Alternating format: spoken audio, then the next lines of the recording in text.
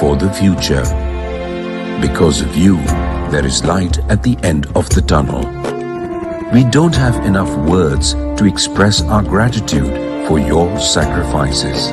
We can only acknowledge it and say thank you.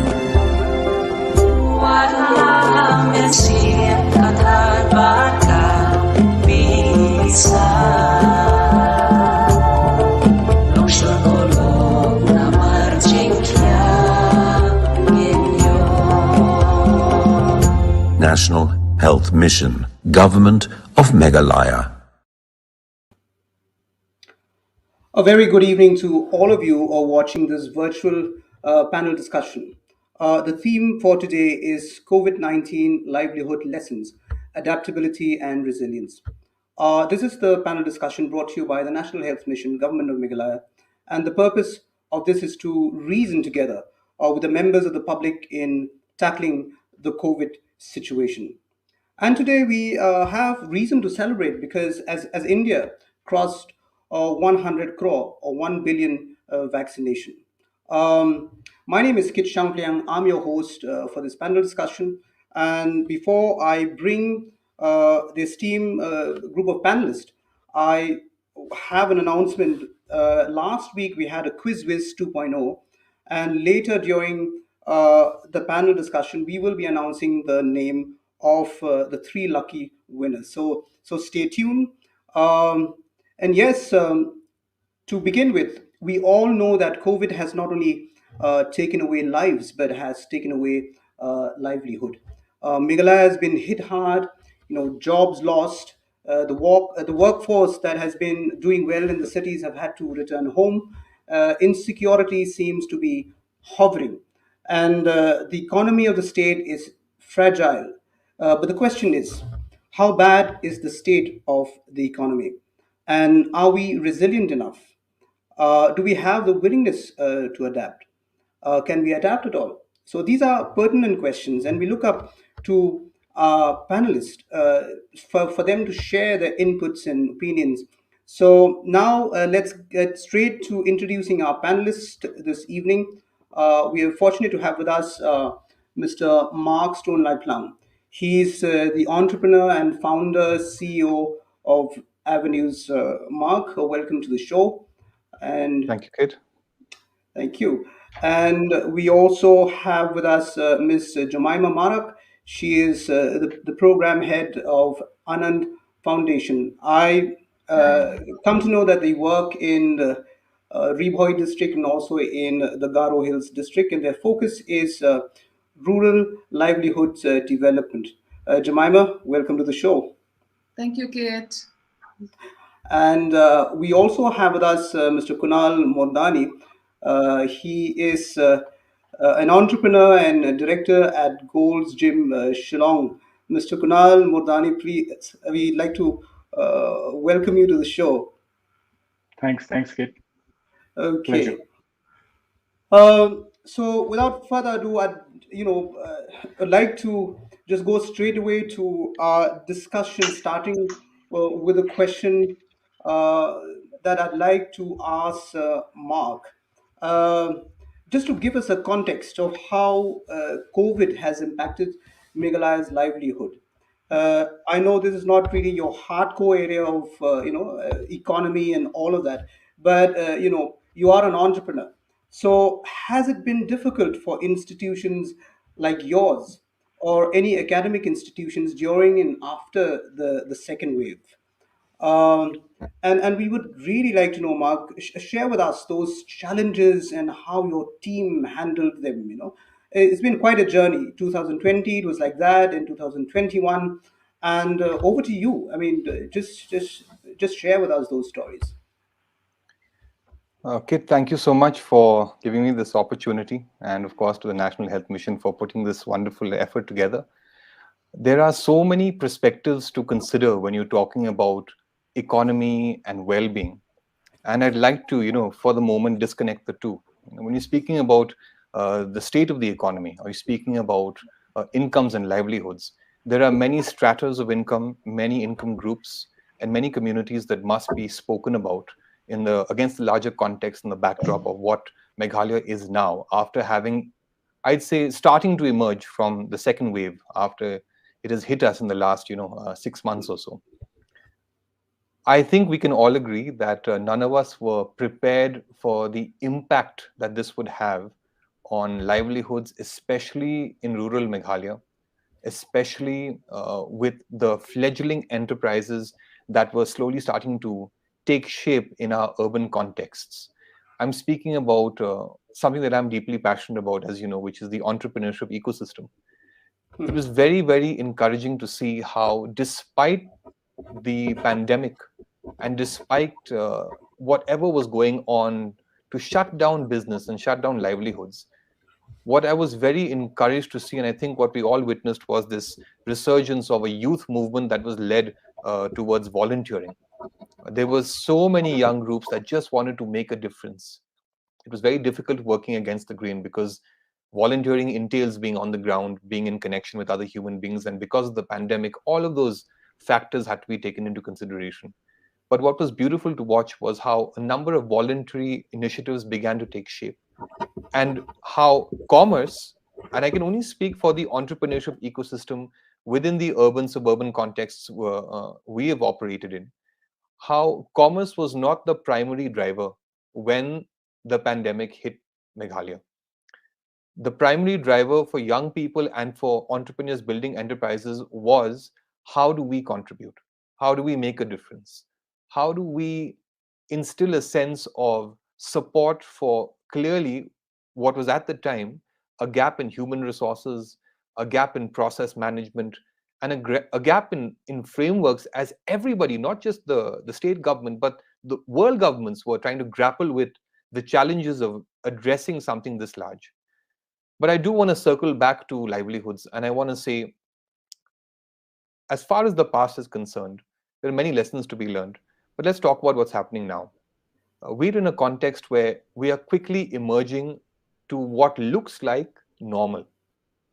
If you take a very quick walk down, and I want to refer to our own work right now in the rural areas with youth and our tribal boys and girls, we run interventions, as you know, that help to create a sense of well-being, confidence, and clarity as they head in to embrace the challenges of life.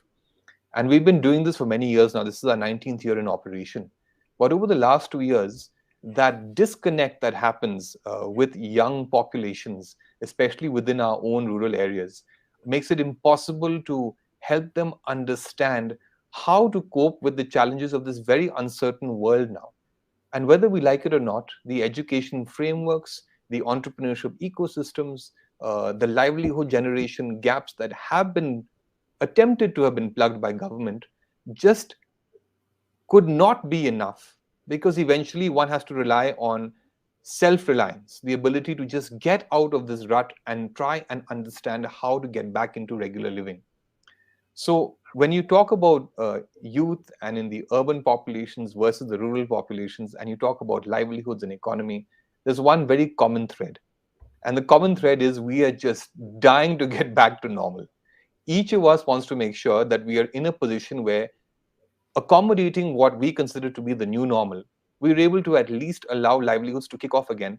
And I must commend the amazing commitment of the health department in driving the vaccination mandate home to so many of the population. We must also understand how it has taken vaccinations, tests, and the willingness of our population to want to emerge from this period of uncertainty and choose to stare down the barrel of this problem and say to ourselves, enough is enough. It's time to put food on the table. The government's been supportive. They've opened up channels of livelihood once again. Hours have been extended. I think our positivity rates have greatly fallen. The number of positive cases in the state are on the decline. Everybody is playing a wait and watch game on what will happen after this festivity season is over. Fingers crossed, things should be safe and good. But livelihoods that took a beating last year, no matter what policy was aimed at, for example, uh, helping plug the gaps with what entrepreneurs were lacking: lack of capital, lack of working cash, lack of the ability to pay off salaries, keep teams together. there were certain policies that were put in place by the government, central and state, to support fledgling enterprises.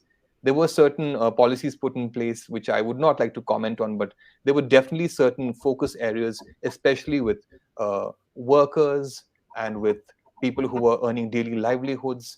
And of course, the deployment and the mitigation of the extent of losses was something the government was looking at. Uh, Now it remains to be seen, was the deployment successful? How were the gaps covered? And most importantly, now we're at a situation where we all need to emerge and get back to work. The question now Well, is, what is the new normal? How do you concentrate on bringing in yeah. a new normal into livelihood generation? Mark, before I bring in Jemima in, you made very pertinent points there.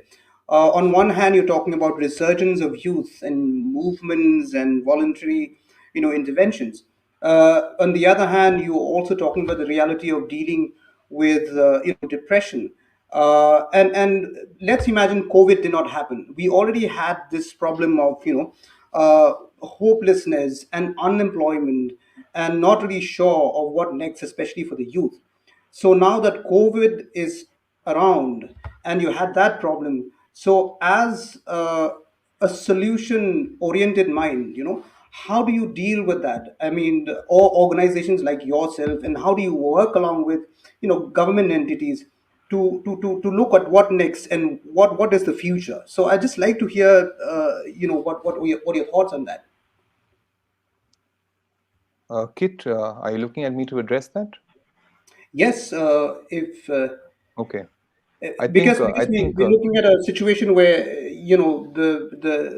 the hopelessness has already hovered around, and then you have COVID on top of that. And I'm sure we are very resilient, and then the adaptability is in. So, but how do we actually take that step forward? I think this is a really beautiful question, Kit, and I'm so glad you've asked me this. A very large part of the work we do is building emotional resilience amongst young communities. I think it cannot be understated that, as it is, there is this narrative that has emerged in recent years, that is now quickly changing, of course, that our young people are not able to adapt to the challenges of the real hard world once we hit the urban contexts, once we hit working environments. Hmm. But over the last decade or so, there's been a lot of young people who have chosen to head out, have successful careers, come back and give back. And you can see that emerging in the young entrepreneurs who have now decided to start up everything from bakeries to reading corners to little training institutions to enterprises that are gathering hydroponic activity for urban farming to help families get food from farm to table. There's just some beautiful initiatives that have now started emerging. Hmm. I do want to say that when you're speaking about our own youth, there's always been this focus that has had to be laid on well being, on resilience, and on the idea that your aspirations can be more than what our previous labels have allowed us to believe we can become. Hmm. Now, as we head out of COVID, I think this is a beautiful time for young people across our state to understand that if we're able to leverage what we are calling new normal, and we're able to and with a lot of commitment, get back into the real world, we can actually help to change the narrative of what it means to be a young person today and lead the charge by choosing to be three things. Number one is agile. You've got to be able to quickly understand that your skills need to adapt, your skills need to grow, you have to learn new skills. I mean, I'm talking about our own children, my own kids in the house, our own students that we teach. Schools have seen this happen. How digital skills that were not prevalent even a year and a half ago are now the order of the day. It's a different thing that not everyone has access to these devices, and that's a gap that definitely needs to be addressed, because pandemics could happen, crisis could happen, but education and livelihoods and skilling cannot stop. But yes, the resilience piece that you spoke about, being emotionally resilient enough to understand this is a period of global change, it is a period of great challenge for many communities around the world, not just ours. The ability to accept it, to embrace it, and yet choose to move on, imbibing with an agile mindset What now needs to be your skill sets. Number one would be your ability to know that personal awareness, the space between you and another person, will forever be changed. The hugs, the kisses on the cheek, the high fives, the handshakes have now had to very politely leave the door. The second is the ability for educators to understand, within the classroom setting, that whether you like it or not, ventilation, open air, facilitation has now become the order of the day. You have to be able to remember that taking young people out of the context of the four walls of a classroom is more important than ever before. And third, of course, is revisiting the idea that aspirations before pandemic hit us were normal. You'd want to be someone in government, you'd want to be someone in the armed forces, perhaps you wanted to be someone who was preparing for a civil service examination. Now, with the emergence of the new normal, there are brand new skill sets and brand new livelihoods in alternative talents, in alternative platforms that can now be put to use because everyone's online. So livelihoods in that context, I just want to end this small little segment with a note that says this: livelihoods have emerged and changed for everyone across the planet. What used to be the norm isn't anymore, which means that our youth from our corner of the country, especially from Meghalaya, have a chance to redefine how the world and how the country looks at us. The skills that we are so good at using, communication, talent, alternative performance, stage presence, with a little bit of digital skills built in, can actually lead to very sustainable alternative livelihoods if government ecosystems, entrepreneurship ecosystems, and the larger framework of a youth policy that would support that can aid in the ability of a talent to shine as a livelihood. I'd like to leave it there. There are new livelihoods around the corner that must be embraced. Mark, thank you very much. Wonderful insights, and we'd like to thank you. This is the time that I'd like to bring Jemima in. Jemima, you come from the rural areas, and then you worked closely with farmers in Ribhoi and also in the Garo Hills. Please share with us your stories of how COVID has impacted rural livelihood. And can you also share with us, those challenges working with grassroots farmers? Jemima, over to you. All right. Thank you, Kit. It was very interesting listening to Mark speak about the youth and some of the challenges that are being faced at the same time, are being addressed so wonderfully. I believe that the youth of the state have really used this time to shine. There's a lot of beautiful examples, from in the rural areas where, as Mark had mentioned, people coming together to volunteer to distribute food, to reach out to the people who are in the far off, isolated places. These are some of the scenes that I can speak of, because I've seen them. Working with, in the rural areas of Marnar. Now, the community of Marnar, even though we are very well placed, commercially speaking, we're close to the state capital. We are close also towards the Garo Hills, and then we have towards Jaintia. So we are quite centrally located, and we also, the people of Ribhoi, also supply a lot of vegetables and rice to the state. At the same time, also to Assam and to Calcutta and other places. So we are a very rich. Naturally speaking, very rich place. However, during the pandemic, because it was thriving so much or on the commercial activities of, selling the produce, the rice, the vegetables, and suddenly for that to be cut off, it affected a lot of families.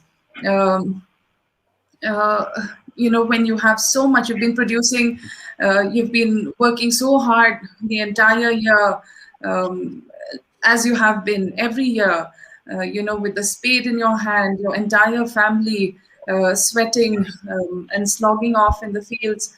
And then suddenly all that hard work to have, to have just been affected by this pandemic.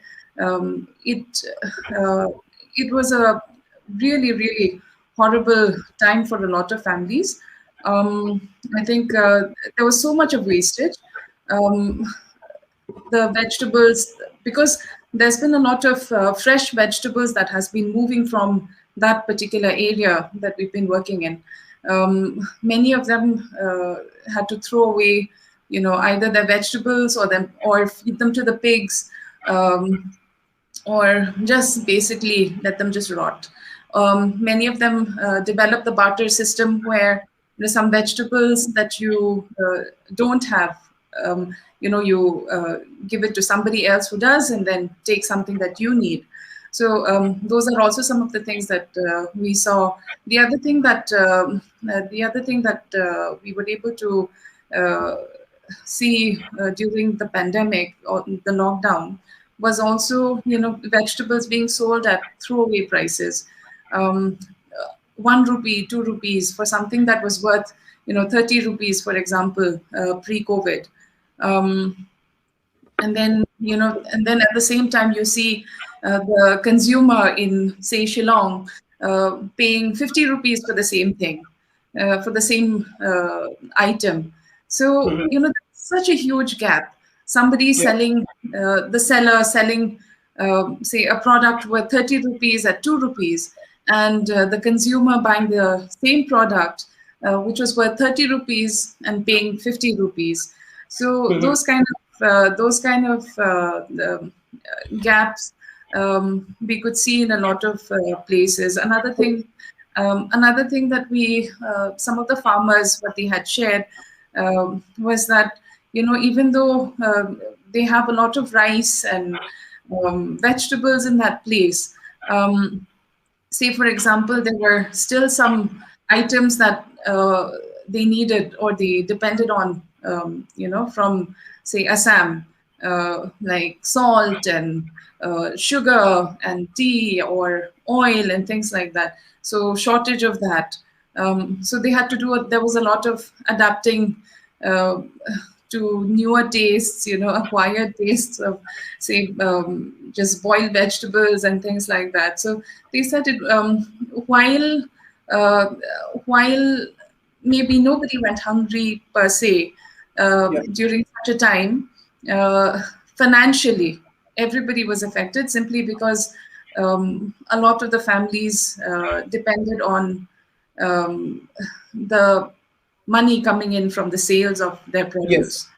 Yes, So I'd just like to ask one question, Jemima, because you mentioned all of these challenges, but is there a system in place? Perhaps your organization had done something or alongside government, where we've learned from these lessons, and should, God forbid, but should the third wave, get bigger than the second wave, and there is another lockdown, which I hope it will not be like that. Is there a system in place, that a resilient system in place to tackle all of this? Perhaps you can take another 1-2 minutes to just respond to the question before we come to Mr. Kunal Mordani. Well, yes. Now we started. See, the first thing is that because of the wastage, that was one of the first things that we wanted to stem, and we wanted to address. So, how to kind of, um, uh, increase the shelf life of the produce, how not to kind of waste a lot of stuff, say, like tomatoes. And so we started talking about solar dryers and other methods in which they can at least save some of the produce that were being thrown. We have built about 4 solar dryers, and we are in the process of training and showing the farmers there and the youth there how it is done and why it is profitable for them. how to save their products. We're still at the nascent stage of this particular project. We are slowly trying to, as Mark had also shared, digitally enhance these solar dryers. Equip them um, with sensors to kind of regulate time in order to kind of make it a lot more effective and efficient for the farmers also. So we're collaborating with a lot of other interested partners as well. Great. Great. Thank you very much, Jemima, and very pertinent points made there. And thank you for sharing your stories and those innovations. I'd like to bring in Kunal now. Kunal, you are an entrepreneur and also a gym director at Gold's Gym. Mm. So please share with us, the stories from your world. What have we learned from COVID, vis-a-vis the wellness in the fitness industry? Over to you. Yep. Hi, Kit. Hi, Mark. Hi, Jemima. I first like to thank NHM for giving me this opportunity to come on board and discuss this very, very important issue of COVID-19 against the adaptability and resilience. So Mhm. when I was got in touch with the NHM team, and when the word resilient came, it sounded like India and resilience is a big, big. Uh, they're best friends with each other. It seems like because Indians are so resilient, whether it is a terror attack, a flood, or an earthquake, we just go on and on and on. So that's the great part about the country, and we've got people who are there to support you and put you together. And like we've seen during the COVID time also, before the government could even come into an act, we had people on the ground, religious organization, different communities, NGOs, everybody there to just help each other.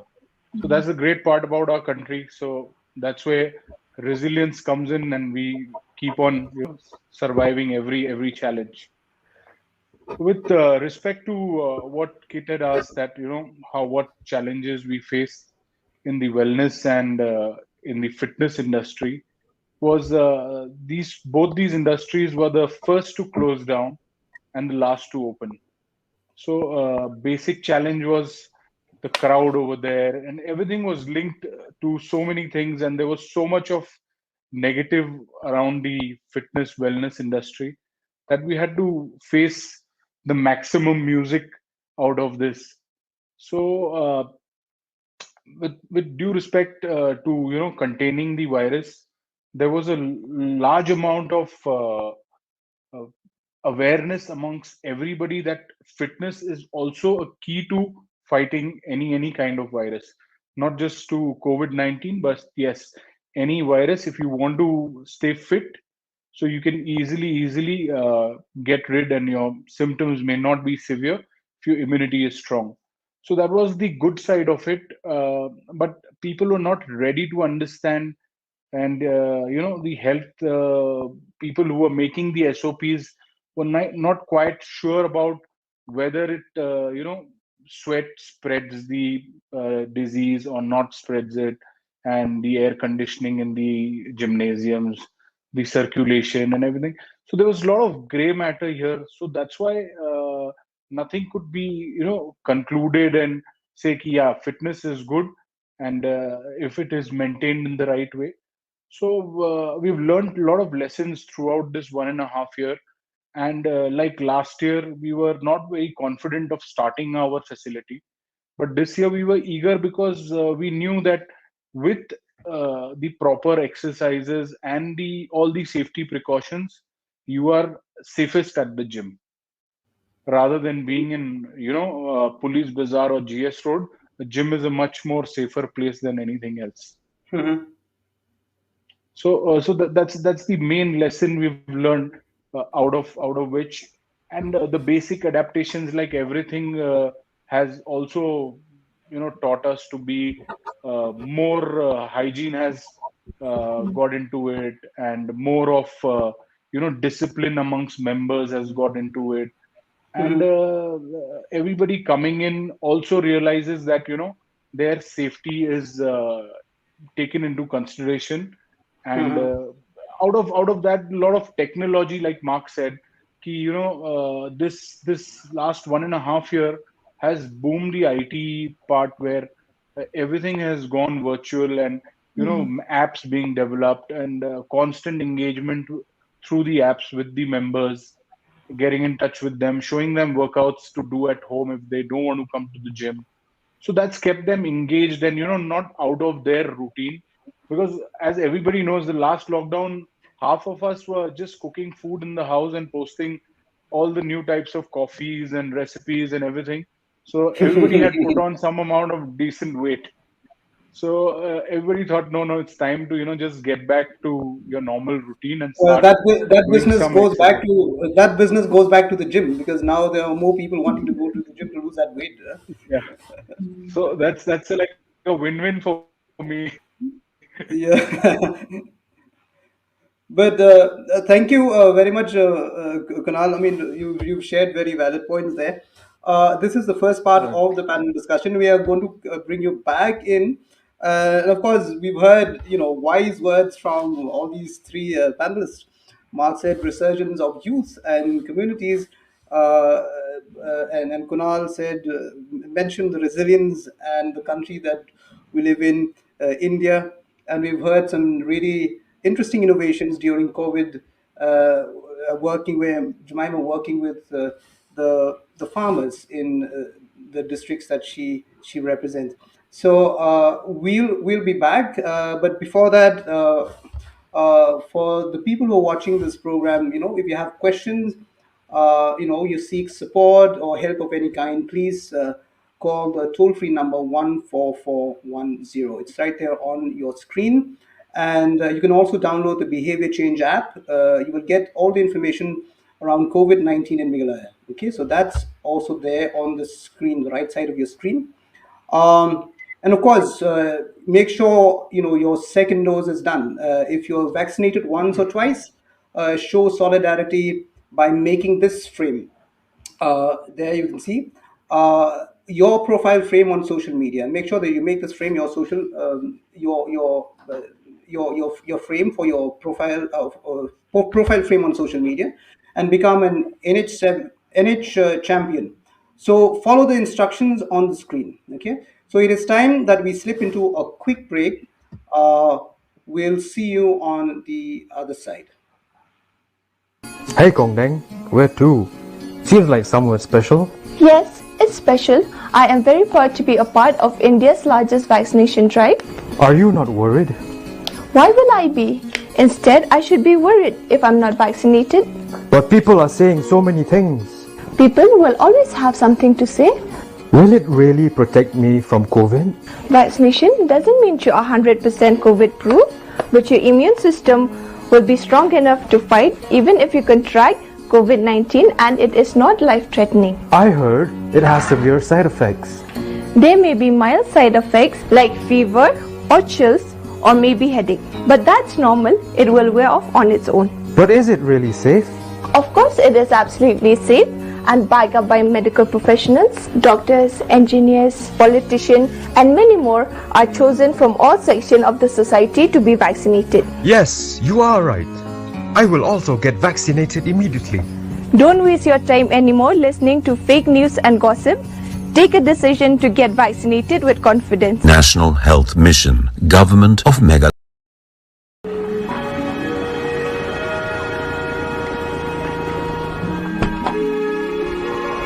No, không em ta phi. Come, biang phi. Beliau. Pi so diau ba. Kadao ko lang ba ngampat si ketika ya dah COVID-19 teh. Kadao ki beliau ki semua atatian teh ban ki ka taksi jonga. Dia boleh pa pemilih semeta encek eta. Kata ken kuat tambah ngasnguk lumar jemut. Benlek ko online ter bas kuwi kolong bangamdan teh ko phone ko biang bandan ning internet. Hentip saya. Bagi sorka kalau sedang mana etika, kalau dan kaman bukupa. Pisulah bed, pedang tuang tu penyoy ka. Syase.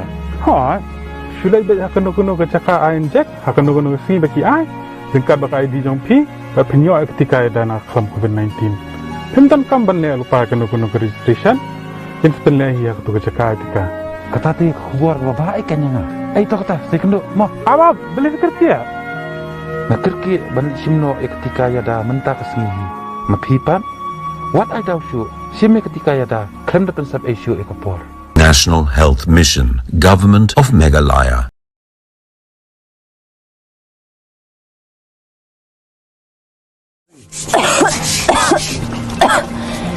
Ni ban ngam so shat na do nen kasi ngamut thlai ba ngam sa shat tang ba ngam so pheri ai chayo nga so telot nga sngo su khriat nga thlai nga don kam le check up kapan toy mele check up kapan toy sa jam hi kani kadai ke jeng kelak sun beneng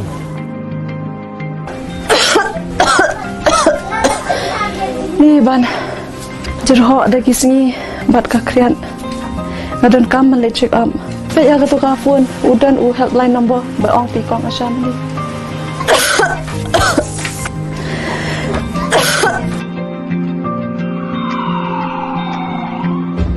Onam le bakla kam le mangamo ada mapi de manu nak yeng jong pi kidon ka jing sitom kum kejar ho kesit penhiar sumuthaj duna ka jing ring men sem duna ki bor jing mat ba ki bor jing sama si sendan kidai man sat slung ilade bat kidai malik test no ilade no Covid-19 deng artli ki mas hayeng ru at ong ikba hayeng bakin le kum ju ngadon bok bangalayo jingkot nai shim kabu tes ladi bat wat jing rap kerke lada don kam haba fidan kum kanu ke jingpang ken mau ke jing sumari ladi ka de ka dawai Issued in public interest by National Health Mission, Government of Meghalaya.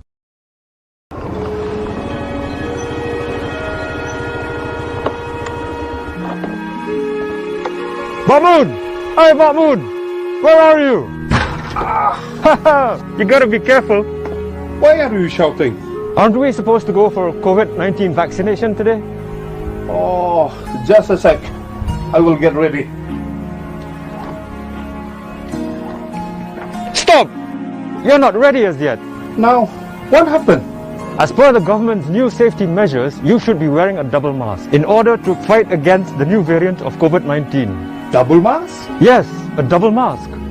A surgical mask and a cloth mask on top of it. Okay, let me get one quickly.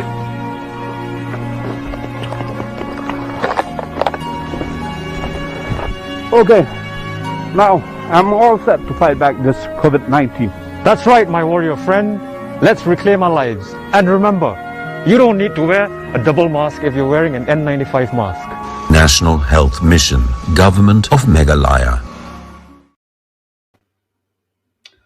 We welcome you back to this discussion, and we'd like to thank panelists again, Mr. Mark Stone, lifelong entrepreneur and founder, CEO Avenues, Ms. Jemima Marak with Anon Foundation, and Mr. Kunal Modani with Gold Gym.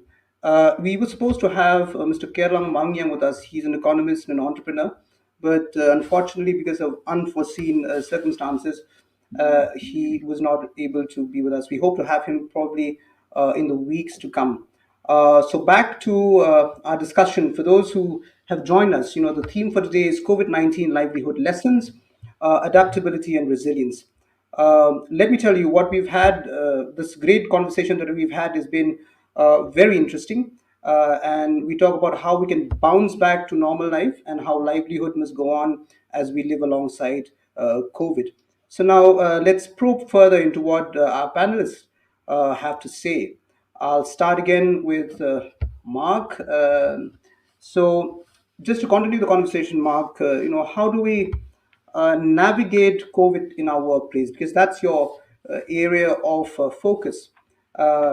Whether it is in the college, the government office, university, schools, because schools definitely will be a bit challenging because you've got a lot of under 18, under 16 there, and also small business. I think in my mind, we would like to also learn from you. How do we reconfigure our systems? Because we're talking about COVID appropriate behavior and behavior change, and how do you try and change something that is mentally fixed, and of course, on top of that, you also have this problem and challenge of vaccine hesitancy. So the art of convincing and various community respond to living with the virus. I'd just like to hear from you. Kit, that's a whole universe of discussions. But I'm going to try and Well, condense it into 3 points because I do want to give respect to the paucity of time here. I think we're wrapping up in a few minutes. yes. All right. Let me get started with the crisis of leadership right now. When I talk about a crisis of leadership, I'm not speaking about at state level or at a political level at all. I think the state government and the political class have done their best to cope with the challenges that have presented themselves to us quite unexpectedly, and in fact coped quite well, in my opinion.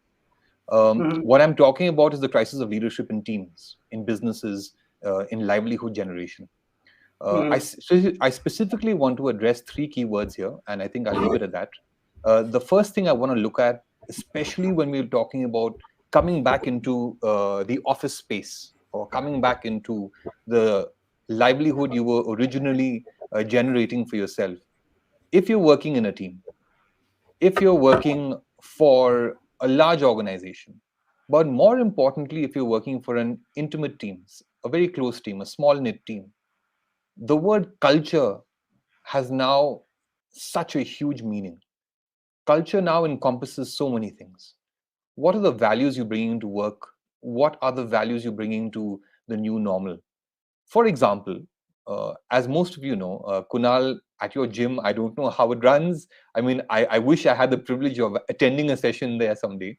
But for any other business that's actually doing the rounds right now, especially small teams, Jemima in the rural areas, you will know that there's this clear distinction between those who are aware, that's one group, but don't choose to do what's not necessary. There's another group that is not aware at all and just follows what the example is around you.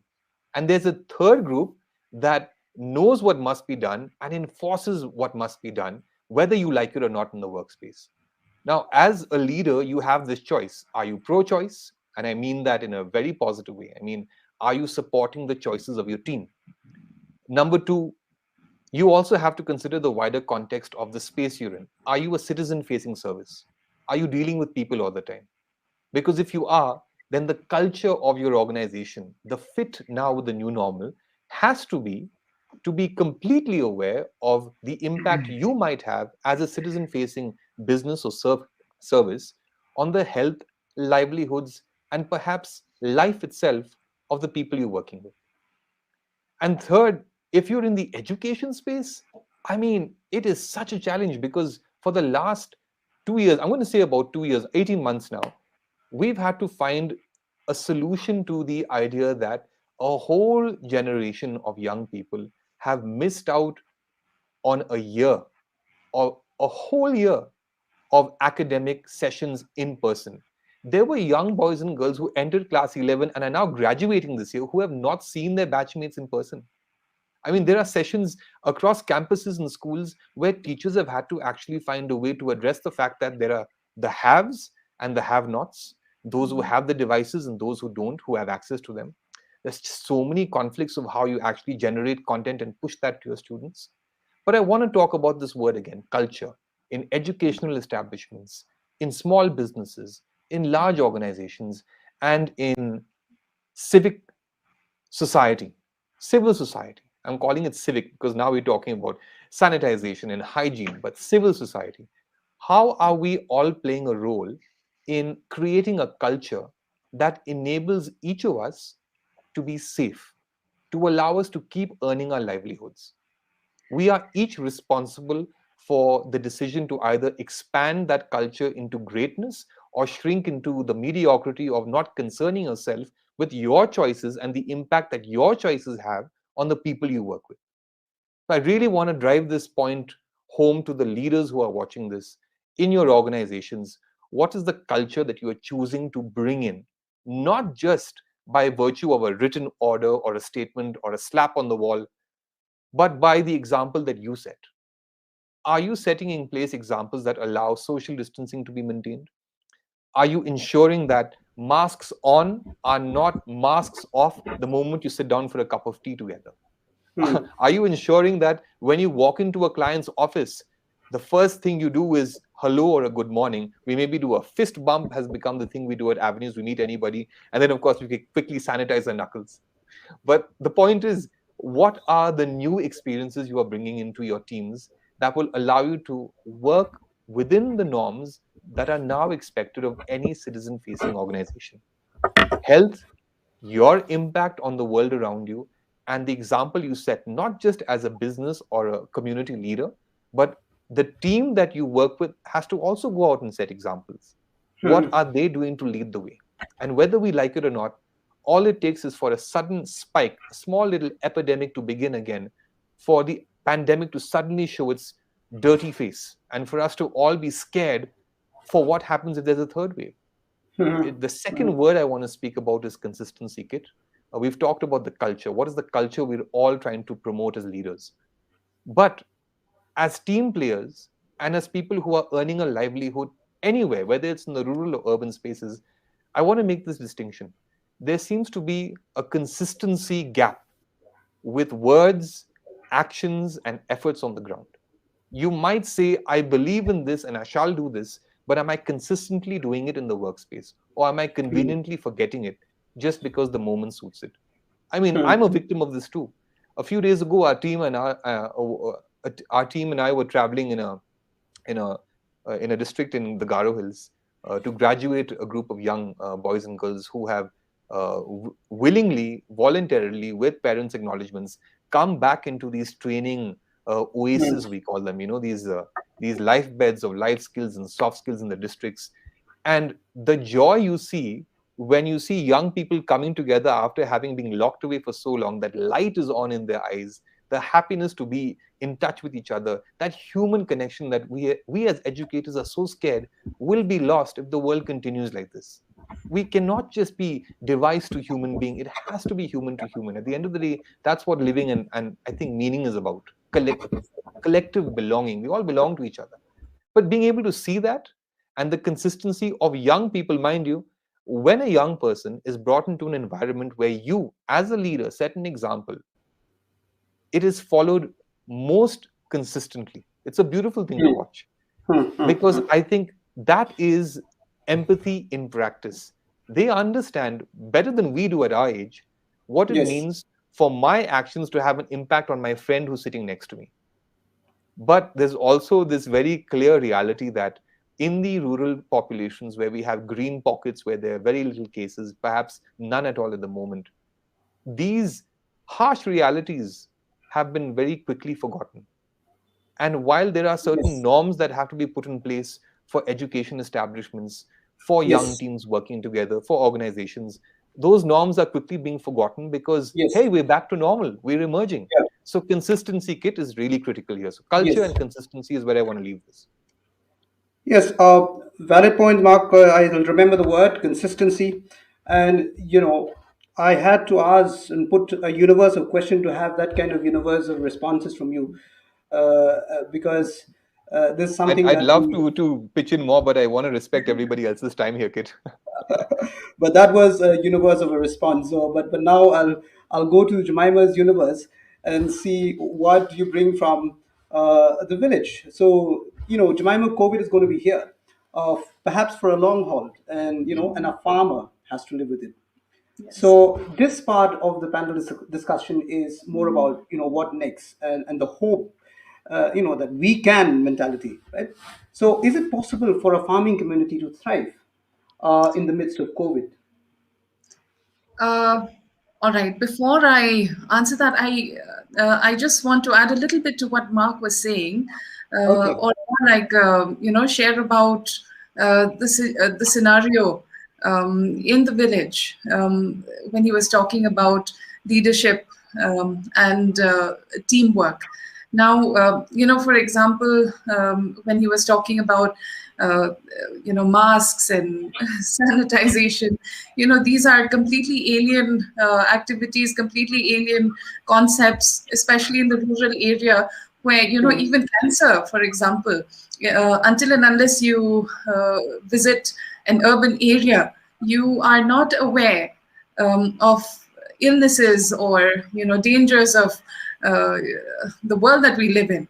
So it's like they live in a cocoon of um, of greens and browns and nature.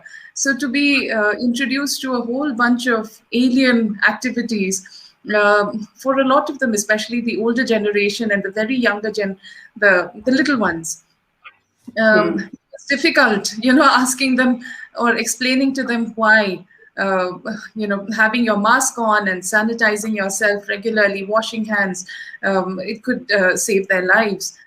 So when Mark was talking, I was just remembering all of that and, Yeah. thinking about our people there. Now, coming back to the question that you've asked, Kit, see, when we were talking about resilience in the first half of the show, the farmers there, as they had mentioned, they have, the food security is there in the farm, in their backyards, in their garden. However, the economy was hit. Their economy was hit, and then they are unable to access anything else, health or education. Everything. Their life was just put on hold. So, but in spite of that, they were able to create systems where, like the barter system. Even now, when you're talking about, whether the farmer can thrive, yes, indeed. Now, if you look at the situation around the world, I think everybody in every family, we now prioritize survival. We're not looking at the latest fashion. I don't think a lot of people are buying the latest gadgets. More people are looking to just survive. So there's food. Food is everybody's priority. If you cannot access food from outside, you've learned to create. So you have a lot of YouTube videos on how to make your own cookies, how to make your own bread, or how to cook butter chicken even. So like that, I think even the farmers, we are now slowly introducing different activities that can help reduce the wastage, reduce loss, and also at the same time increase their source of income. So through our organization, we are connecting the farm producers to various markets locally as well as the national at the national level. So we have started supplying pineapples, which are in plenty in the Ripoy area. We started supplying pineapples to, say, Delhi and Mumbai. And we also try to ensure that we are not, there's no additional investment in terms of, packaging. So we looked around for, local building material, creating baskets, the basket weavers, and then the bamboo crates, things like that. Thus, we were able to provide not only livelihoods for some of the young people in the village. At the same time, we were able to reach out to a lot of farmers and help them to sell their stuff. We also had, we met a lot of wonderful people along this journey, like the staff of SpiceJet, for example, when they found out that this is something that we are trying to do, help the farmers sell their produce outside, fresh produce that might get spoiled if you have to send it by road. So they offered, subsidies, and at that time, we had major help from them, a lot of support from them, not just the SpiceJet team, but then also even our local transport. Many of them, after finding out that this is what we're trying to do, many of them looked for ways to help us, not only save resources, but also to increase or expand Yes. our project, our work. Yes, Jemima. We also had, say, for example, we had not just the dryers, teaching them how to make powder, say, out of ginger or mint or black turmeric. Marketing various producers that are available there, but also connecting them to the local consumers here through, say, local entrepreneurs who are, looking for local farm producers. So it was really nice being able to connect or getting to know people who are very supportive and looking for local Yes. stuff. Apart from that, we also have started an aqua school, ADTS, Aqua Entrepreneurs Development Training School. So to Yes. help many of the fish farmers in the area. Now, Yes. it's because it is in the plains. A lot of the families there have their own ponds, but fishing here in the state is seen, or is largely still seen as a sport. Now, Yes. we have encouraged them to make it a source of livelihood. We all are aware that the fish that Yes. we consume in the state, most of it comes from outside the state. Now, sometimes we get fish that is, say, maybe 8 days old or 10 days old, but because it was on ice, many of us are unaware. And Yes. so because of situations like that, where we have a lot of health issues already, and then now Yeah. when COVID has made us all so aware of the need for healthier food, immunity boosters. So Yes. we, by connecting the farmers who are the producers of organic, healthy, immunity boosting food, we were able to help create bridges and markets for them, linkages Yes, for yes, them. Jemima. I think Yeah. very valid points made by you there are the words I can take home, value addition, collaboration, and Yes. local markets. And thank you very much for that. I'd like to bring Mr. Modani now. You know, just looking at the business community and uh, how it has learned to adapt, itself, or has it learned to adapt itself? Uh, and on the other hand, when you talk about adaptability, I think vaccination is also key, and we're talking about building confidence around, the validity of vaccination. So, how do you handle your business, Kunal? Because business will never be the same, or what is the way forward for business? I'm not just talking about big business, but small business by the roadside, and even at your level and levels above, much more above. So just please share your thoughts.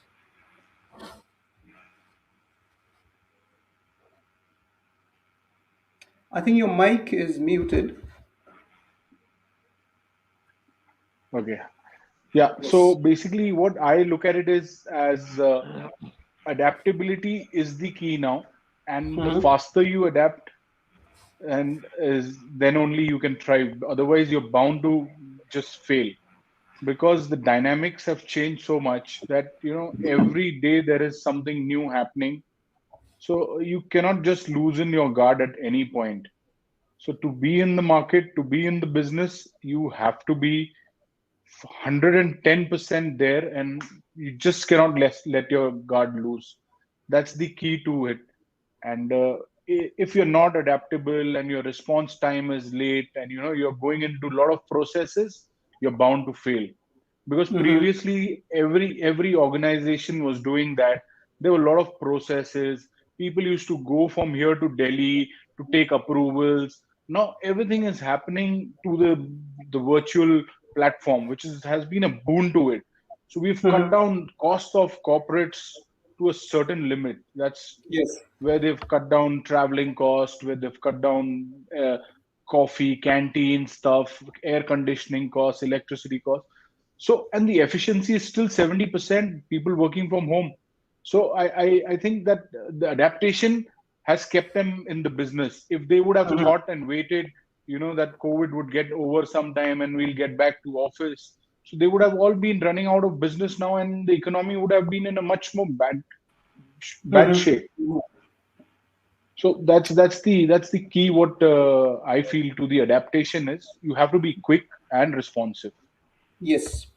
So we almost come to the end of this panel discussion, and time is running out. And I would also like to give you 1 minute sheet each for your closing remark, starting with Jemima, and I would request Kunal to come in, and Mark to come in after Jemima. So your 1 minute starts now, Jemima. All right. Thanks, Kit. And I'm all right. I just want to quickly say that the farmers are now on top of the food chain. We, when I say we, I represent the farmers. We are now the ones who are able to feed the world.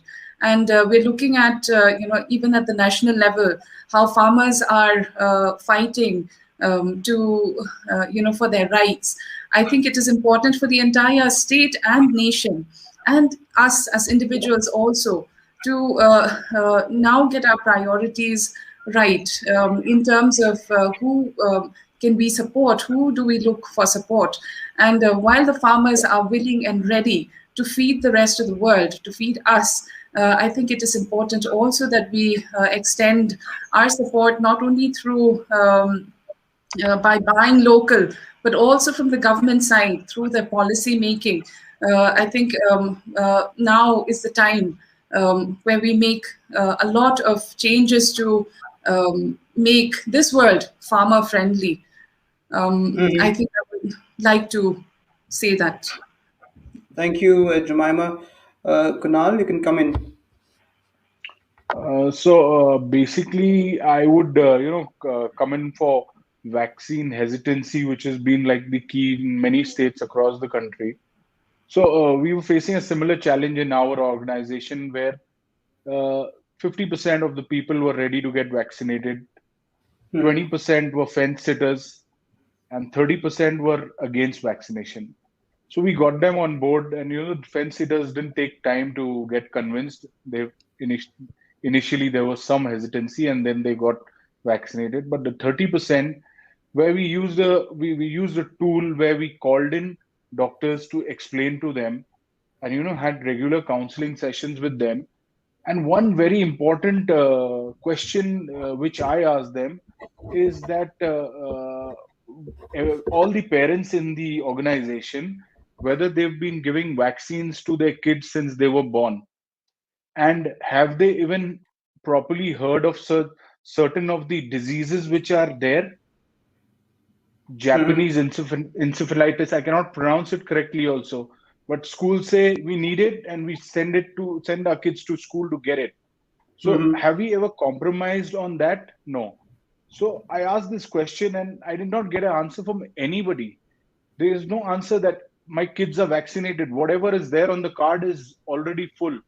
I've paid some extra amount, and here I'm getting a vaccination for free. There is hesitancy. Yes. Why?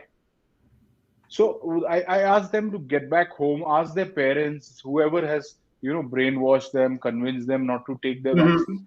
But I couldn't get the answer. And ultimately, over a period of time, when the doctors were coming in and speaking to them and telling them the deaths happening due to non-vaccination, maximum 80-85% of the deaths in the hospital happening due to non-vaccination, then the hesitancy was going back.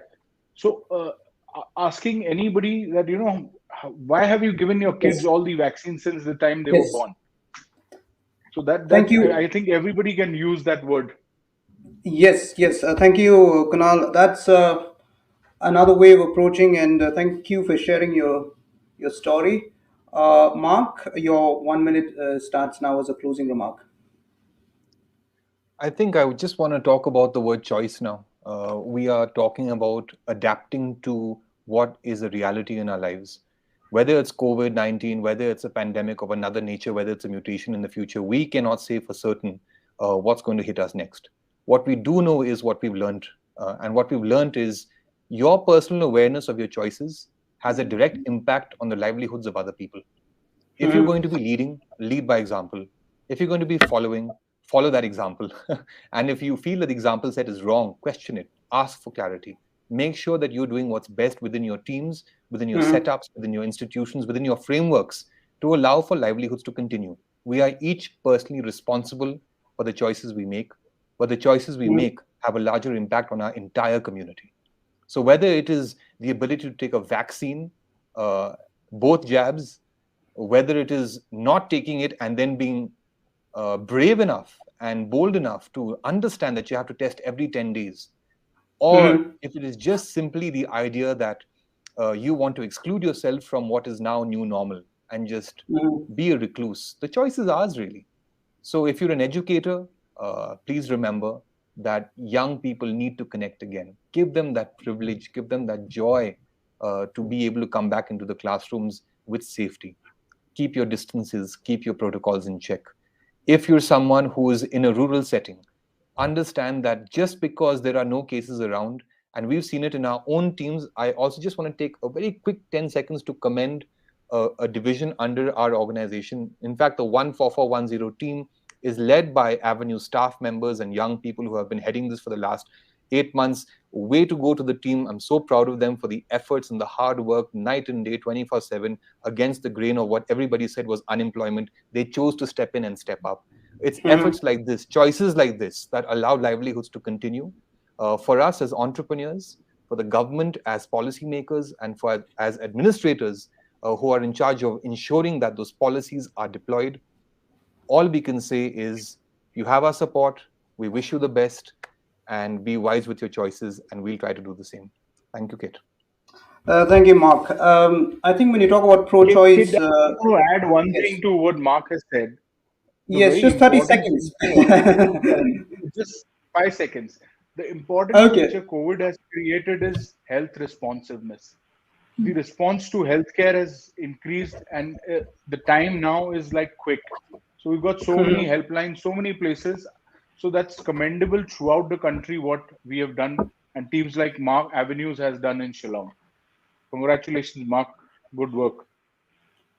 Yes, and in fact, I'd like to congratulate all the three of you. You know, you've done fantastic work in your own area, and of course, when you talk about pro-choice, it can go left or right. But I'm glad that in this case, it's pro-choice alongside collective responsibility. So thank you, Mark, for that clarity, and I'd like to thank again, the panelists. Ms. Jemima Marak, thank you very much for sparing your time. Kunal Mordani, thank you very much. And Mark, Pleasure. Pleasure. thank you very much for your time and sharing your thoughts. Thank And of you, Kit, course, Jemima, Kunal. I'd like to Thanks, thank thanks, all of Mark. you out there who have joined us for this session. Now, it is time to announce the winners from last week's Quiz Wiz 2.0. And the participants were many, but we had to uh, spin the wheel and to select the three lucky winners. And I believe that we are ready to spin the wheel once again and see who these winners are. And so let's see, the wheel is on the screen. and I think it's going to spin now. And the first winner is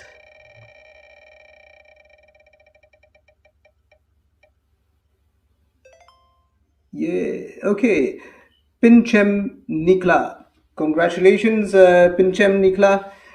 You are the first winner there. And let's see another winner. Let's spin the wheel. The wheel is spinning. The wheel is spinning, and we have a second winner, Pinchai Lang Karbani. Okay, congratulations, Pinchai, for the win. And let's find out who the third winner is. The wheel is spinning. The wheel is spinning. Okay, who's the third winner? Panalal Das. Okay, congratulations, Panalal Das, for winning, and all the three of you. In fact, we are so happy that you participated, and I encourage, if there's another quiz whiz, we encourage all of you to tell your friends to participate, because I think the question that was put up during last week was, what is the incubation period of corona virus infection? Okay, and the answer was between 1 to 14 days. And I'd like to congratulate again to all the three winners. Yes, we've come to the end. If you have any need for support or help of any kind, please call the toll-free number 14410. And for all COVID information, please download the Behavior Change app. If you're vaccinated once, please book your date with the vaccine, okay, and mark it on your calendar, and just to make sure that you get complete protection. Thank you once again to each one of the panelists and to all of you who have joined us. This panel discussion is brought to you by the National Health Mission, Government of Meghalaya. Until next time, this is Kit Shangpliang signing off. Good night.